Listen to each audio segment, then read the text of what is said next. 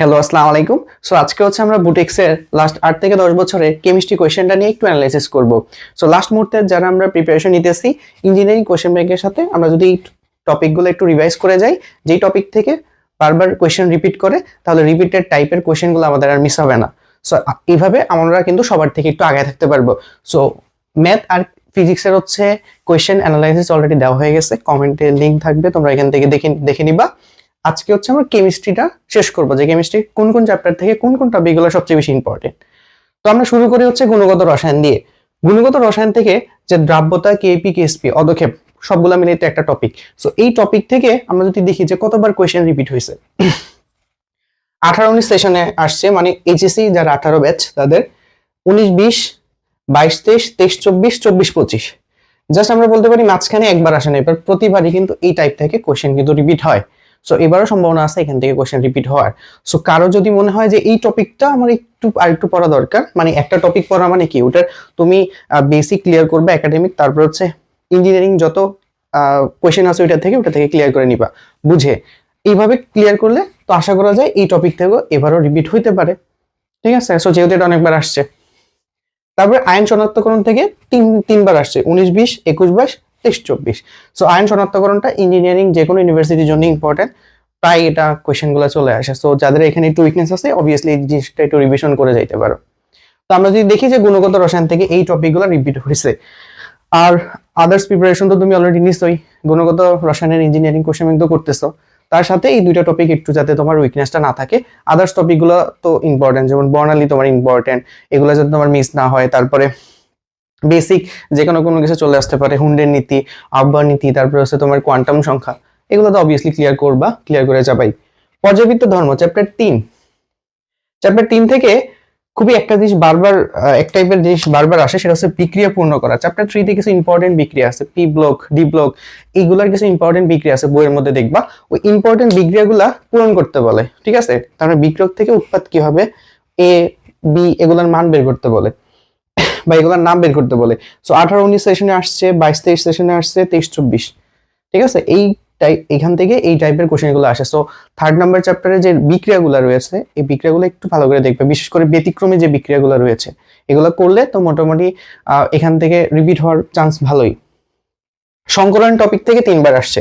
সংকলন টপিক কিন্তু ছোট না, এখানে কিন্তু অনেকগুলা, মানে তোমরা বইয়ে যেগুলো দেখছো বইয়ের পাশাপাশি হচ্ছে ইঞ্জিনিয়ারিং একটু অ্যাডভান্স সংকলনটা হালকা একটু দেখে নেবা, যেটা অ্যাটলিস্ট তোমার ইঞ্জিনিয়ারিং কোশ্চেন ব্যাংকে আছে। এখান থেকে তোমার অলরেডি 18-19 দুইবার আসছে আর কি, মিক্স করে, আর 20-21 এই সংকলন থেকে কোশ্চেন ছিল, ঠিক আছে। তো সংকলনটা একটু ভালোভাবে ক্লিয়ার করলে সো এখানে একটা ভালো তোমার প্রিপারেশন হয়ে যাবে। ইলেকট্রন আসক্তি থেকে তোমার হচ্ছে 18-19 একটা কোশ্চেন ছিল, একবারে বেসিক লেভেলের কোশ্চেন, যে আমরা যে এরকম ছিল যে ক্লোরিনের তড়িৎ ইলেকট্রন আসক্তি কেন ফ্লোরিন থেকে বেশি, ঠিক আছে, এটা ব্যতিক্রম। তো এরকম ইলেকট্রন আসক্তির যে ব্যতিক্রমগুলো রয়েছে, বা তোমার হচ্ছে আয়নীকরণ শক্তির যে ব্যতিক্রমগুলো রয়েছে, এগুলো একটু প্র্যাকটিস করতে হবে। এগুলো তো অলরেডি প্র্যাকটিস করতেছো, কারণ এগুলো তো ইঞ্জিনিয়ারিং কোশ্চেন ব্যাংকে আছে, ঠিক আছে। আর H2O তরল, H2S গ্যাস, মানে পানি কেন তরল আর H2S কেন গ্যাস, ঠিক আছে। সো এইটা থেকে 18-19 সেশনের কোশ্চেন আছে, ঠিক আছে। আমার মনে আছে যে এই কোশ্চেনটা হচ্ছে তোমার 22 সালে কেমিস্ট্রি ঢাকা বোর্ডের কোশ্চেন এটা, ঠিক আছে। সো একাডেমিকের জিনিসগুলা, ছোটখাটো জিনিসগুলা মিস করা যাবে না, ঠিক আছে। এগুলা মেনলি তোমার বুটেক্সের একটা কোশ্চেনের মার্ক থেকে 6, এগুলা সাধারণত একটা কোশ্চেনে কে দুইটা পার্ট করে, এ আর বি করে, এরকম ছোট ছোট কোশ্চেন তোমার কিন্তু দিয়ে দেয়, ঠিক আছে। তো ছোট ছোট কোশ্চেনগুলো একটু দেখে যাবো। এই চ্যাপ্টারে হচ্ছে ব্যতিক্রমী যে কোনো বিক্রিয়া হইতে পারে, তারপরে ইম্পর্টেন্ট যেগুলো বোর্ডের জন্য ইম্পর্টেন্ট সেগুলো কিন্তু এখানে রিপিট হয়, ঠিক আছে।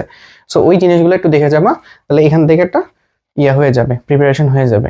এখন আসি মোস্ট ভাইটাল পয়েন্ট, সেটা হচ্ছে ফার্স্ট পেপারের মধ্যে সবচেয়ে ইম্পর্টেন্ট চ্যাপ্টার কোনটা বুটেক্সের জন্য, সেটা হচ্ছে রাসায়নিক পরিবর্তন। কেন বলতেছি, এমন কোনো বছর নাই যে এটা থেকে কোশ্চেন আসে না, এমনকি প্রতি বছরই মাল্টিপল কোশ্চেন আসে, শুধু একটা না, অনেকগুলো কোশ্চেন আসে এই চ্যাপ্টার থেকে। ফার্স্ট পার্টের সবচেয়ে বেশি ইম্পর্টেন্ট। সো কোশ্চেন অ্যানালাইসিস করে যেটা বোঝা গেছে সেটা হচ্ছে রাসায়নিক পরিবর্তন, ঠিক আছে। বাট আমরা জানি যে পর্যাবৃত্ত ধর্ম কিন্তু আরো মোটামুটি ভালো ইম্পর্টেন্ট, বাট এখান থেকে সবচেয়ে বেশি কোশ্চেন আসছে। তার মধ্যে কেপিকেসি, এটা অনেক বেশি ইম্পর্টেন্ট। কেপিকেসি থেকে কয়বার কোশ্চেন রিপিট হয়েছে দেখছো, 18-19, 19 20 20 21 20 21 20 21 দুইটা আসছে, বা 21 22 22 23 23 24 24 25, প্রতিবারই এখান থেকে কোশ্চেনটা রিপিট হয়। তবে কেপিকেসির কোয়েশ্চেনগুলো কিন্তু সহজ থাকে না, একটু টাফই থাকে। সো যাদের বেসিকটা ভালো না তারা কিন্তু অ্যান্সার করাটা একটু টাফ হয়ে যাবে, ঠিক আছে। অর্থাৎ কেপিকেসি থেকে যে কোনো টাইপের বিক্রিয়া আসতে পারে, তো মানে যে কোনো টাইপের ম্যাথ আসতে পারে, যে তোমার এখান থেকে তুমি বিয়োজন মাত্রা বের করো, বিয়োজনের পরিমাণ বের করো, বিক্রিয়া কোন দিকে যাবে, সম্মুখ দিকে নাকি পশ্চাৎ দিকে, ঠিক আছে। কেপিকিউসি মানে হলো কেসি কিউসি দিয়ে হচ্ছে তোমার এগুলো আসতে পারে। তারপরে এখান থেকে বিয়োজন মাত্রা, বিয়োজন ধ্রুবক, অনেক কিছু মিক্স করে দিয়ে দেয়। তো তোমার যদি কেপিকেসি যদি একটা ভালোভাবে গুছিয়ে নিতে পারো, পুরা বেসিকটা প্লাস ম্যাথগুলো গুছিয়ে নিতে পারো, আশা করি এখান থেকে একটা কোয়েশ্চেন কমন পাওয়ার পসিবিলিটি অনেক অনেক বেশি, ঠিক আছে। এটা আমি তো বলতেছি না, এটা কোয়েশ্চেন ব্যাংকই বলতেছে যে এখান থেকে বারবার রিপিট হয়। কে কেভি হচ্ছে বেসিক ফর্মুলা থেকে 18-19 একটা কোয়েশ্চেন ছিল। শর্ট কোয়েশ্চেন গুলো যে 3 মার্কে আসে আর কি, একটা কোয়েশ্চেনকে 2 পার্ট করে। তো আমাদের কেপিকেসি নিয়ে একটু আমরা সিরিয়াস হবো আশা করি। তারপর হচ্ছে 3টা সলিউশনের মিশ্রণ, মানে ধরো যে 2টা বেস সাথে একটা অ্যাসিড, বা 2টা অ্যাসিড সাথে একটা বেস, এটা মিলে একটা মিশ্রণ দেয়, মিশ্রণের পিএইচ বের করতে বলে। তারপরে মিশ্রণ থেকে কোনোটার ভলিউম বের করতে বলে, কোনোটার হচ্ছে বিয়োজন মাত্রা বের করতে বলে। এই টাইপের কোশ্চেন থাকে এখানে, ঠিক আছে। সো এই টাইপ তুমি যাতে এই যে মিশ্রণ করলে পিএইচ বের করতে পারো, ঠিক আছে, এই আইডিয়াটা একটু ভালোভাবে ক্লিয়ার হয়, তাইলে যদি এখান থেকে কোশ্চেন রিপিট হয় তো তুমি এখান থেকে ইজিলি অ্যান্সার করতে পারবে। সক্রিয়ণ শক্তি যদি আমাদের সিলেবাসে না এটা, বাট 19-20 এটা ছিল কোয়েশ্চেন। বাফার দ্রবণের কথা বলি, বাফার দ্রবণ ইম্পর্টেন্ট, এইচএস এর জন্য ইম্পর্টেন্ট ছিল, তোমার অ্যাডমিশনের যে কোনো অ্যাডমিশনের জন্য ইম্পর্টেন্ট। এখান থেকে ভালোই কোয়েশ্চেন রিপিট হয়েছে, যেমন 20-21 দুইটা আসছে, 23-24 আর 21-22 কোয়েশ্চেন ছিল। তো বাফার দ্রবণ জাস্ট তুমি ওই যে পিএইচ এর ফর্মুলা জানবা তাইলে কিন্তু হবে না, ঠিক আছে। বাফার দ্রবণে হচ্ছে যে পিএইচ দেওয়া থাকবে, বাকিগুলো যাতে তুমি বের করতে পারো, কতটুকু যোগ করা লাগবে, বাদ দেওয়া লাগবে, কি করা লাগবে, ভলিউম, ঘনমাত্রা, সবকিছু যাতে তোমার কাছে বেসিকটা একদম ক্লিয়ার থাকে, তাহলে এখান থেকে রিপিট হলে তুমি ইজিলি অ্যান্সার করতে পারবা। তারপর আছে মিশ্রণ থেকে বিয়োজন মাত্রা। যেমন বিয়োজন মাত্রা হচ্ছে ধরো যে যেগুলো আমাদের লঘু, মানে যেগুলো আমাদের হচ্ছে দুর্বল অ্যাসিড, ওগুলো তো সম্পূর্ণ বিয়োজিত হয় না, তাদের বিয়োজন মাত্রা বের করতে বলতে পারে। সো এই চ্যাপ্টারে কিছু বেসিক জিনিসপত্র আছে, যেমন পিএইচ বের করা, বিয়োজন মাত্রা, বিয়োজন ধ্রুবক, অ্যাসিডের তীব্রতা, এই বেসিকগুলো একটু ক্লিয়ার করে নিলে চ্যাপ্টারের উপর তোমার ভালো দক্ষতা হয়ে যাবে। সাথে অবভিয়াসলি কেপিকেসি আর বাফার দ্রবণ, ঠিক আছে। তো এই এখান থেকে বুঝতে পারতেছে যে ফার্স্ট পেপারের সবচেয়ে ইম্পর্টেন্ট চ্যাপ্টার হচ্ছে রাসায়নিক পরিবর্তন। এখন হচ্ছে কর্মক্ষেত্র রসায়ন থেকে তেমন কোনো কোয়েশ্চেনই আসে নাই, এটা আনফরচুনেট, আবার ফরচুনেট, কারণ এটা পড়তে অনেকের ভালো লাগে না। তো কর্মক্ষেত্র রসায়ন থেকে ইঞ্জিনিয়ারিং কোশ্চেন ব্যাংকে যা আছে ওইগুলো পড়ে যাবে তোমাদের শর্ট সিলেবাস অনুযায়ী, যে তোমার এখান থেকে ভিনেগার প্রস্তুতিকরণ, তারপরে কিছু প্রিজারভেটিভস আছে, কোনটা কোন জায়গায় ইউজ করে, প্রিজারভেটিভসটা যে কোনো অ্যাডমিশনে চলে আসতে পারে, ঠিক আছে। বুয়েট বলো, সিকে রুয়েট, হুডেক্স, যে কোনো জায়গায় কিন্তু আসতে পারে। তো এটা ছিল মোটামুটি তোমার ফার্স্ট পেপারে কোশ্চেনের অ্যানালাইসিস। অ্যাটলিস্ট বুঝতে পারতেছো কোন চ্যাপ্টারটা ইম্পর্টেন্ট, সামনের পরীক্ষার জন্য কোনটা বেশি ইম্পর্টেন্ট, মানে এই টপিকগুলো অ্যাটলিস্ট তুমি মিস করে যাবে না, তাহলে তোমার রিপিটেড টাইপ কোশ্চেনে তোমার মিস হয়ে যাবে না। চলো এবার দেখে নিই সেকেন্ড পার্ট থেকে কোন কোন টপিকগুলো ইম্পর্টেন্ট ছিল। পরিবেশ রসায়ন থেকে তোমার একটা কোয়েশ্চেন ছিল 18-19, সেটা হচ্ছে সিওডি কেন বিওডি থেকে বড়। সো বেসিক একটা কনসেপ্ট থেকে কোয়েশ্চেন আসছে, যদি ওটা 3 মার্কের কোয়েশ্চেন ছিল। ব্যাপনের হার নির্ণয় করতে বলছে 19-20-এ। সিওডি ক্যালকুলেশন থেকে 22-23 মার্ক ছিল, আর সমন্বয় সূত্র থেকে ছিল। সমন্বয় সূত্র ম্যাথটা, মানে এটা ম্যাথই ছিল, ম্যাথটা অনেক সহজ ছিল, ঠিক আছে। আর হচ্ছে সিওডি ক্যালকুলেশনটা একটু টাফ ছিল। তো এটা ছিল হলো পরিবেশ রসায়নের টপিক। মোটামুটি সব জায়গা থেকে আসছে। পরিবেশ রসায়নে আরো যে ইম্পর্টেন্ট টপিক আছে ওইগুলো থেকে আবার রিপিট হতে পারে, ভালো, ঠিক আছে। এটা ছিল মোটামুটি, তুমি দেখতে পারতেছো যে কতগুলা কোয়েশ্চেন আসছে এখান থেকে। জৈব রসায়নে আসে, জৈব রসায়ন যেটা নিয়ে আমাদের সবারই একটু ভয় থাকে, ঠিক আছে। এন্ড চ্যাপ্টারটা এত বড়, বাট এখান থেকে কিন্তু ভালোই কোয়েশ্চেন রিপিট হয়, মানে জৈব যৌগ থেকে মিনিমাম 2টা কোয়েশ্চেন থাকবে, 2টা থেকে আবার 3টা কোয়েশ্চেন থাকতে পারে, ঠিক আছে। তবে এখানে এক টাইপের কোশ্চেন সবচেয়ে বেশি থাকে, বিক্রিয়া পূর্ণ করা, ঠিক আছে। তার মানে ধরো যে তুমি যদি রূপান্তরগুলো একটু শিখো, যে কিভাবে একটা থেকে একটা রূপান্তর করতে হয়, প্রসেসগুলো যদি তোমার জানা থাকে, তুমি শিওর এখান থেকে একটা কমন পাবা, এটাতে কোনো সন্দেহ নাই, ঠিক আছে। তো যদি তুমি রূপান্তরটা শিখে ফেলো, রূপান্তরটা যদি ভালোভাবে একটা থেকে একটা কিভাবে রূপান্তর করতে হয়, তাহলে তুমি বিক্রিয়া পূর্ণ করা যেটা আছে এটা এইভাবে পেরে ফেলবা। মানে হচ্ছে তোমার বিক্রিয়ক দেওয়া থাকবে, উৎপাদে এর মান কত, মানে এ কত, তারপর বি কোনটা, এই সকল জিনিসপত্র এটা প্রতিবারই ছিল, ঠিক আছে। জাস্ট প্যাটার্নটা দেখো যে প্রত্যেকবারই ছিল, কোনোবার 2টাও আসছে এখান থেকে। তো এই একটা টপিক আছে যে তুমি যদি রূপান্তরটা শিখো, তো এখান থেকে আশা করা যায় একটা কমন পাবা ভালোভাবে। তারপর হচ্ছে যে যৌগের সংকেত থেকে যে কোনো জায়গায় কোশ্চেন আসতে পারে, সো একটা কয়েকটা থেকে আসছে। তারপরে ওজোনালাইসিস থেকে 22, 23 এবং 18, 19 কোশ্চেন ছিল। ঠিক, সমানতা থেকে একবার কোশ্চেন ছিল। নামধারী বিক্রিয়া, সো আমাদের জৈব রসায়নে যে ইম্পর্টেন্ট যে নামধারী যে বিক্রিয়াগুলো আছে ওগুলো তো অবভিয়াসলি রিভিশন করবে, তুমি যে কোনো ইঞ্জিনিয়ারিং এর জন্যই প্রিপারেশন হয়। ওইখান থেকে 23-24 কোশ্চেন ছিল। প্রস্তুতি, যেমন স্পেশাল কিছু কেস আছে না যে এইটা প্রস্তুতি করা জৈব যৌগের, সো এখানে বেশি খুঁজে পাওয়া যাবে না, ধরো যে 5-6টার মতো স্পেশাল যেগুলা, ওইগুলো একটু পড়ে গেলেই মোটামুটি আশা করা যায় এখান থেকে কমন আসতে পারে। ঠিক আছে, সো 20-21 দিকে আর 21-22 হচ্ছে প্রস্তুতি থেকে কোশ্চেন ছিল। এন্ড খুব মজার ব্যাপার হচ্ছে এইটা এটা মেবি হচ্ছে কোন একটা সালে আসছে, যে আমরা জানি যে জৈব যৌগের যে প্রথম যে রিঅ্যাকশনটা ইউরিয়া তৈরি করার যে প্রক্রিয়া, ঠিক আছে, যে অ্যামোনিয়াম সায়ানাইডকে যদি হিট দেয় তাহলে ইউরিয়া তৈরি হয়। তো এখান থেকে ছোট একটা কোশ্চেন ছিল এক টাইপের।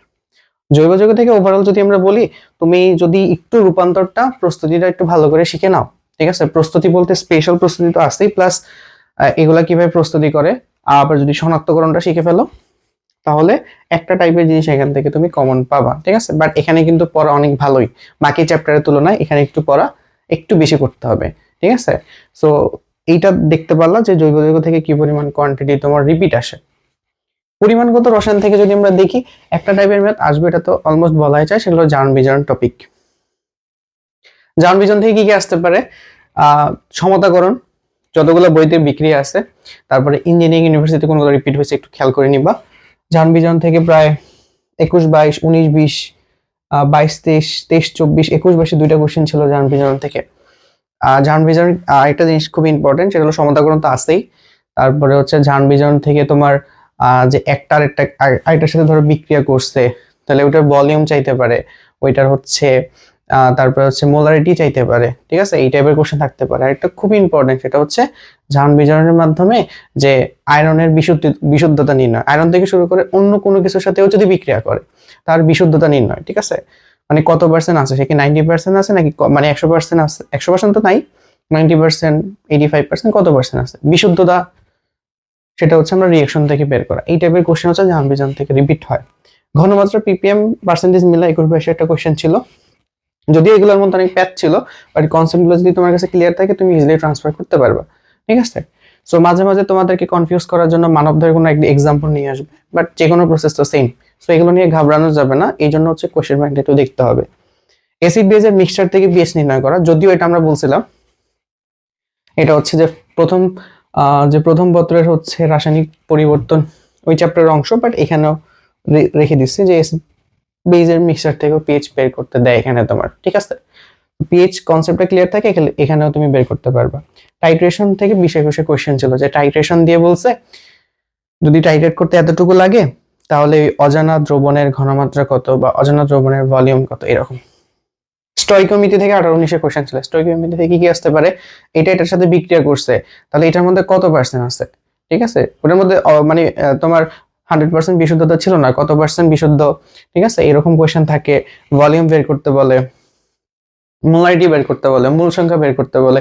স্টয়কিওমেট্রি যাদের প্রপার একটা আইডিয়া আছে তো সব জায়গায় কাজে দিবে। এখন আসলে তড়িৎ রসায়ন যদি আমরা একটু খেয়াল করি, ক্যাথোডে কতটুকু জমা হয়েছে।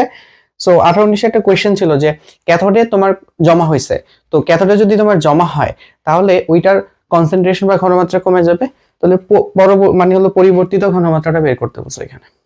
তো যারা ক্যাথোডে জমা আছে এটা করতে পারো, পরিবর্তিত ঘনমাত্রাটা তোমরা কিন্তু বের করতে পারবা। সো কেমিস্ট্রিতে কয়েকটা জিনিস তোমার ফান্ডামেন্টাল, পিএইচ, তারপর আছে যে ঘনমাত্রা, মোল, মোলারিটি, এই বেসিকগুলা যে কোনো গাণিতিক মানে হচ্ছে ম্যাথের সাথে তোমার কিন্তু অ্যাড করে দিবে। সো এগুলোতে যদি উইকনেস থাকে, যেমন ঘনমাত্রা বের করতে সমস্যা হয়, পিএইচ বের করতে সমস্যা হয়, মোল সংখ্যা, তুল্য সংখ্যা, এগুলোতে সমস্যা হলে সবগুলা ম্যাথেই কিন্তু এটা তোমার কানেক্ট করে দিতে পারে। সো এই বেসিকগুলো একটু ক্লিয়ার করে রাখা দরকার। যেমন এখানে যতগুলো ম্যাথের কথা বলছি না, সবগুলোর মধ্যে এরকম ছিল তোমার। এই আগের পার্টে যদি বাফার দ্রবণের কথা বলি, সেখানে পিএইচ, ঘনমাত্রা, মোলারিটি, সো এই জিনিসগুলো একটু ক্লিয়ার থাকা দরকার। তারপরে হচ্ছে তোমার পাত্রে রাখা যাবে কি যাবে না, ইনট সেল বের করব। ইনট সেল যদি তোমার 0 থেকে বড় হয় তার মানে বিক্রিয়াটা স্বতঃস্ফূর্তভাবে সংঘটিত হবে, বিক্রিয়া সংঘটিত হলে তার রাখা যাবে না। ঠিক আছে, তো এই পাত্রে রাখা যাবে কিনা এটা নিয়ে তোমার 1, 2, 3 বার কোশ্চেন আসছে, তার মধ্যে কোষ বিভাগ নির্ণয় করা আসছে, ইনট সেল বের করো। ঠিক আছে, তার মানে ইনট সেল বের করতে পারলেই তুমি কিন্তু পাত্রে রাখাটা বের করতে পারো। খুবই ছোট একটা মানে হচ্ছে কনসেপ্ট একদমই ছোট। নার্নস্টের ইকুয়েশন থেকে 22-23 দিকে কোয়েশ্চেন ছিল। তো এটা ছিল ওভারঅল আমাদের সেকেন্ড পেপার হচ্ছে যে কোন কোন টপিক থেকে কতবার কোয়েশ্চেন রিপিট হয়েছে। সো আই গেস তুমি ইঞ্জিনিয়ারিং কোয়েশ্চেন ব্যাংকের সাথে এখন কি করবা, যে এই যে যেই টাইপ থেকে কোয়েশ্চেনগুলো রিপিট হয়েছে, বেশি রিপিট হয়েছে, যেমন দেখো অনেকগুলো চ্যাপ্টার থেকে কোনো আইডিয়া করা যাইতেছে না, পরিবেশন মানে এগুলো থেকে বোঝা যাচ্ছে না যে কোনটা থেকে কোয়েশ্চেন দিবে, দিতেও পারে অন্য জায়গা থেকে। জৈব রসায়ন একটা আইডিয়া হয় যে রূপান্তর থেকে, প্রস্তুতি থেকে, এগুলা থেকে তো কোয়েশ্চেন আসেই। পরিমাণগত রসায়ন থেকে হচ্ছে তোমার ঝাউন বিজন টপিক থেকে প্রতিবারই কোয়েশ্চেন আসে, তাহলে ঝাউন বিজন যদি আমার উইকনেস থাকে আমি এটাতে ফোকাস করব, ঠিক আছে। এইভাবে যে তড়িৎ রসায়নে দেখো যে ক্যাথোডে জমা, তারপর পাত্রে রাখা যাবে কিনা থেকে কয়েকবার রিপিট হয়েছে, এই ছোট একটা টপিক আমরা দেখে নিব। তো ইঞ্জিনিয়ারিং কোয়েশ্চেন ব্যাংকের সাথে সাথে তুমি বুঝে গেছো যে কোন টপিকটা বেশি ইম্পর্টেন্ট, যে এটা থেকে আবার রিপিট হইতে পারে, ঠিক আছে। এখন বলা যায় না কোনটা থেকে রিপিট হবে, বাট যে কোনো কয়েকটা থেকে তো রিপিট হবে।